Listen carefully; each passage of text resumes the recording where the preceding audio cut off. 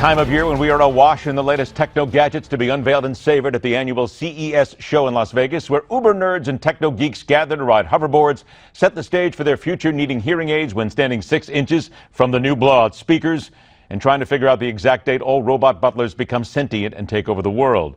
This year, automakers were a big talking point on the showroom floor, especially when you understand their mantra that you not only want an electric car, you need an electric car. And all this talk about diesel fuel is nothing more than subversive, evil talk. Make haste, make sense of it all when it comes to anything on wheels with horsepower.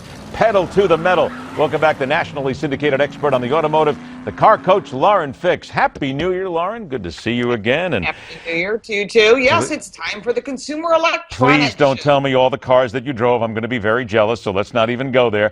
Let's start with the CES show because we're talking about driverless cars. BlackBerry is now in the driverless car race with everybody else. But let's get to that electric point here. We're told by these folks at Detroit and other places we've got to have one. But they're still trying to sell the issue without talking about the cost of batteries, without the costs involved that are all hidden in this. The electric car, it's not doing well, is it? Seriously, if you look at it from a consumer standpoint.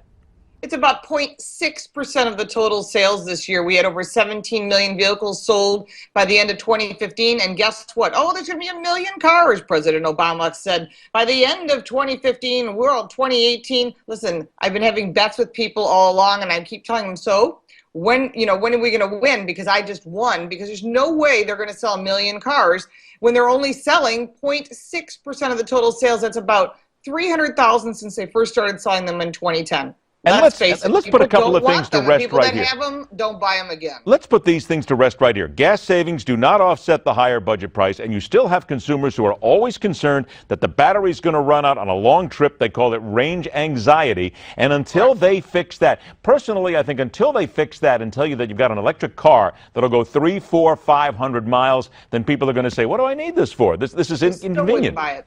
The cost, even if it went 300 miles, you're still talking about an excessive cost of buying the electric vehicle. You still have to plug it in the wall, and it's still a pain in the butt because although I have phones and iPads and all the rest of the devices, I plug in 6 devices every night, and you know what? It's a pain in the backside, and I don't want my car to be added to that list. However, Chevy did come up with the Bolt. Mary Barra brought that to us, and that gets about 250 miles of range. And of course, Audi had their vehicles, and it has over 337 miles of range. VW had something in that same area. And the bottom line is, even if you can go 500 miles, the excess cost does not pay out. Now, if they were taking that same billions of dollars that they give Elon Musk, that they give the electric industry, and they put that into nuclear power or into natural gas, you know what? That would have been a smarter investment. But the reason they're doing this, and I'll tell you why you're going to see more and more electric vehicles, including next week at the Detroit Auto Show, is for one reason, because they are compliance vehicles. And if manufacturers are not producing electric cars, they cannot meet the 54.5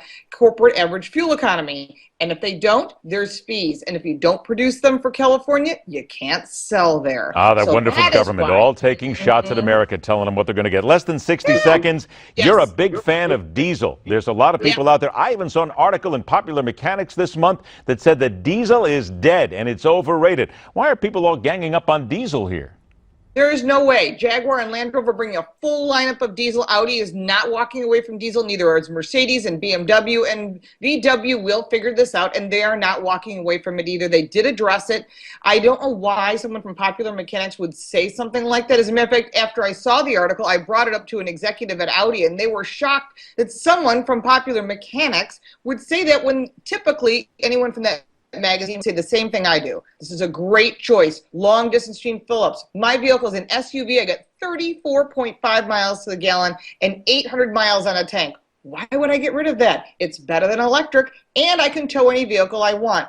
Diesel is one of the answers. It is never going away, but the California Air Research Board does not want it. They want people in electric cars, and they will say anything negative they can about diesel and do anything they can to throw any manufacturer under the bus. But again, I've said before, there's a UAW picture in this too. and it's through the EPA. It's so those dastardly environmentalists in California. Snarl, snarl, ganache, ganache. Go to laurenfix.com for everything automotive. Lauren, always a pleasure. Happy New Year again. We'll talk to you soon. The other side of tech coming up next, right here on The Hard Line.